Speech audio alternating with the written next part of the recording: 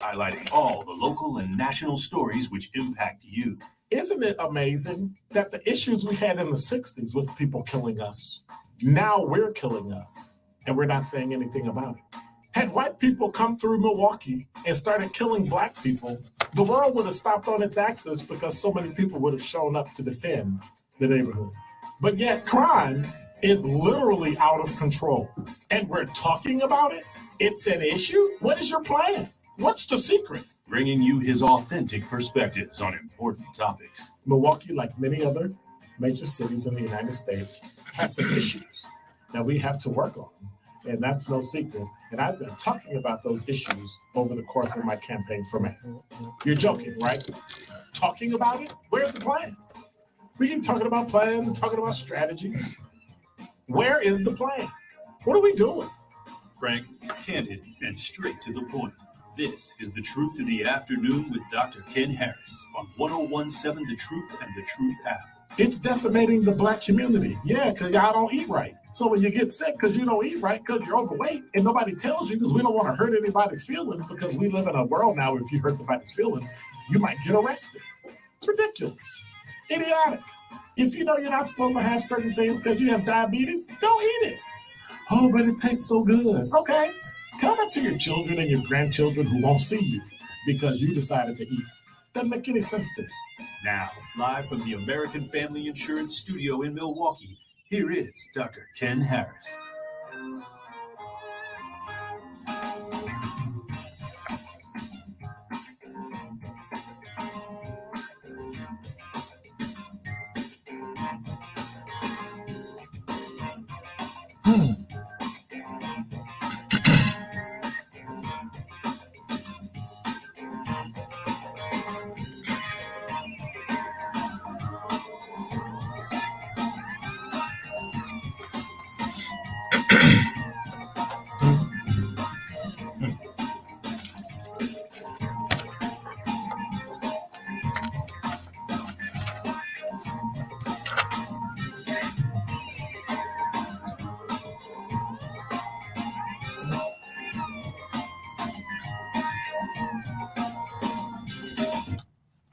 You're listening to Truth in the Afternoon. I'm your host, Dr. Ken Harris, 833-212-1017. So, I'm listening to the newscast and I hear 14-year-old girl killed in a shooting at 81st and Village. And so I'm trying to wonder how it took place. Like, what happened? 14-year-old girl from Milwaukee shot and killed in a shooting, 81st and Villard, on last night. Said it happened around 9:35. She died at the scene of the shooting, and they're searching for a known suspect. Who knows somebody at age 14 that they would shoot them and kill them? It's the 100th homicide of the year.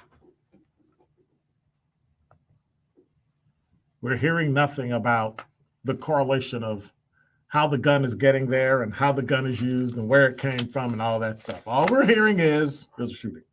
And we don't know. We're still investigating. The Milwaukee Police Department is still investigating.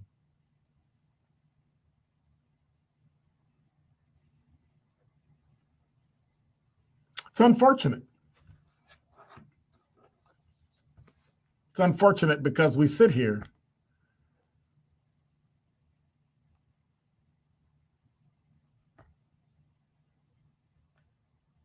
and the Milwaukee Journal-Sentinel homicide database can't keep up with the date and the homicides because it says we're at 97, but we're actually at 100.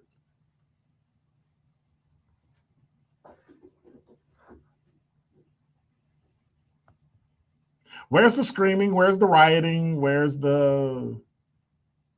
Oh, that's right. That's only for Black Lives Matter. Yeah, that's only for when the police kill somebody, not for when someone dies and they're 14 years old. Now, that's off limits. I get the not complaining, and I'm not making the comparison about Black Lives Matter and all that, and please. Okay, let's scratch that. Let's talk about the 14-year-old that's dead. For whatever reason, shot and killed.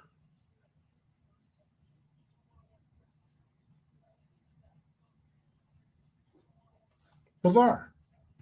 I can hear that. I don't get it. Like, did I miss something? You know, like, did something happen in Milwaukee where we just turned our brain off and that's that? Well, of course, there's a city ordinance now where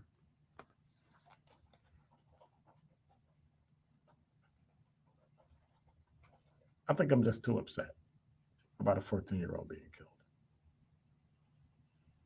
We keep talking about gun responsibility. And so Alderman Russell Stamper the other day is proposing tougher gun legislation for Milwaukee gun owners. I don't know what that's going to do because the people that are going to follow the rules are going to always follow the rules. Does that make sense? But I'm going to look at it. I'm going to read through it. And after the break, we're really going to take a look at whether or not this will help gun violence. Now, it hasn't come up yet, and it'll require gun owners in Milwaukee to follow new rules at cracking down on stolen and unsecured guns. How do you do that?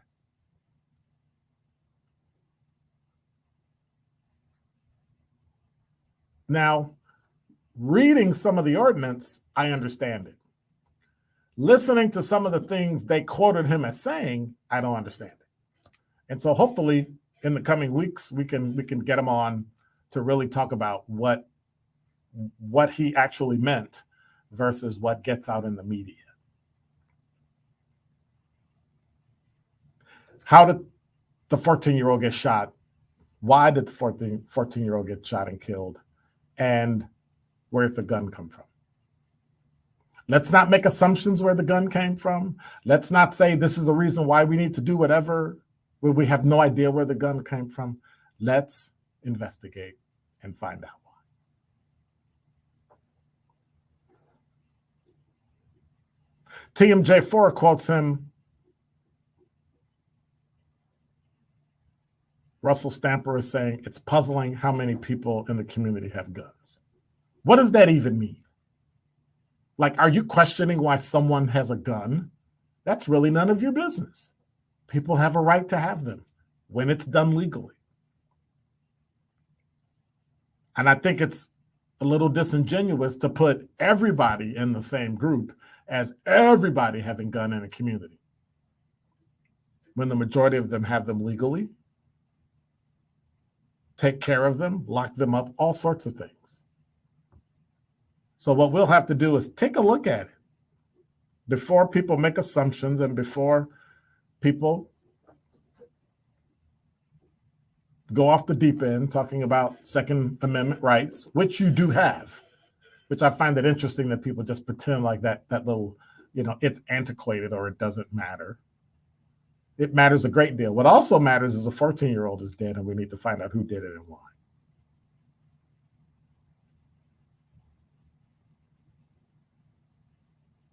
But the alderman is correct. Unsecured guns are a problem. How you're going to go after somebody who legally stores their gun in a car and it gets stolen, I don't know if you can hold them responsible for that. Because then I'm responsible for the burglary that occurs in my house. But then I guess it's okay for you to steal my computer, but not my gun. Or you can I'm being facetious when I say that. From reading through it, I think it's a good start. From reading through it, I think it will assist. Now, they put some things in this story that I go, Like Thomas Leager, executive director of Wisconsin Gun Owners Incorporated, says the legislation is a bad idea. I believe in safes. I just don't think the government should enforce the safes. Well, I kind of disagree with that. He said he believes the rules will disproportionately impact good citizens, especially minorities, and will serve as a distraction to what he thinks is the real issue in criminals. Well, I think you're right on both on both ends. Does that make sense? Okay. I'm a little flustered by this. A 14-year-old. How? No march, no screaming, no hollering, no. Just a family in mourning. And we get to go on about our daily lives as if nothing ever happened.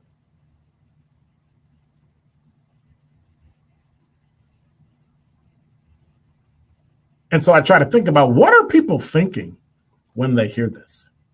100 homicides in the city. Like, what are people thinking when they drive by and they turn on The Truth or turn on one of our sister stations and they hear there are 100 people dead and it's June 14th? Like, you are literally 20 to 24 people ahead of where you were last year at this time. Like, what do people think when they hear that? I've never come to Milwaukee.